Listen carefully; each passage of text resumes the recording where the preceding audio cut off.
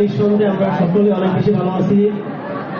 আলহামদুলিল্লাহ। আমি আসলে ছোট্ট একটা কথা বলি আপনাদেরকে। আমাকে মূলত টিএমসিতে জয়েন করানো হয় কক্সবাজারের লোক দেখিয়ে। কি আমাকে টিএমসিতে জয়েন করানো হয় কক্সবাজারের লোক দেখিয়ে। যেমন আমার বাসা হচ্ছে সিলেটের জাফলং, জাফলং থেকে সিলেটের দূরত্ব প্রায় 60 কিলোমিটার। আমি টিএমসিতে জয়েন করার আগে কখনো সিলেট শহরে ওইভাবে আসি নাই। তো ওই ছেলেকে যদি কখনো স্বপ্ন দেখাটা বলে যে তুমি টিএমসিতে কাজ শুরু করলে, কিছু টাকার পণ্য ব্যবহার করে কাজ শুরু করলে তোমাকে কক্সবাজার নিয়ে যাওয়া হবে, কে জয়েন করবেন না? যে কেউ জয়েন করতে পারে। তো আলহামদুলিল্লাহ আমি আমার জায়গা থেকে পুরো বিশ্বাস করে আমি এই প্রতিষ্ঠানে কাজ শুরু করে সাথে সাথে প্রথম মাসে আমি কক্সবাজার আসতে পারি।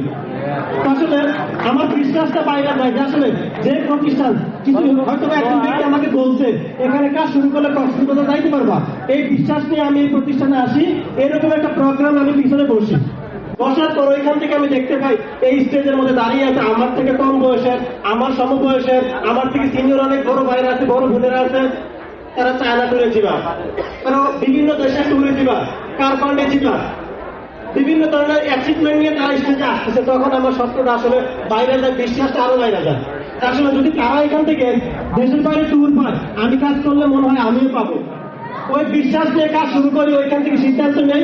আলহামদুলিল্লাহ কক্সবাজারের স্বপ্ন থেকে টিএমসি শুরু করি, ওই টিএমসি আমাকে চায়না নিয়ে গেছে। তো আমি বলবো আমি বিশ্বাস করে কাজ শুরু করছি। এখানে আমার মতো অসংখ্য ব্যক্তি আছেন যারা কক্সবাজারের স্বপ্ন দেখে টিএমসি শুরু করতেন, আমার মতন অনেকে এখানে পিছনে বসে আছেন।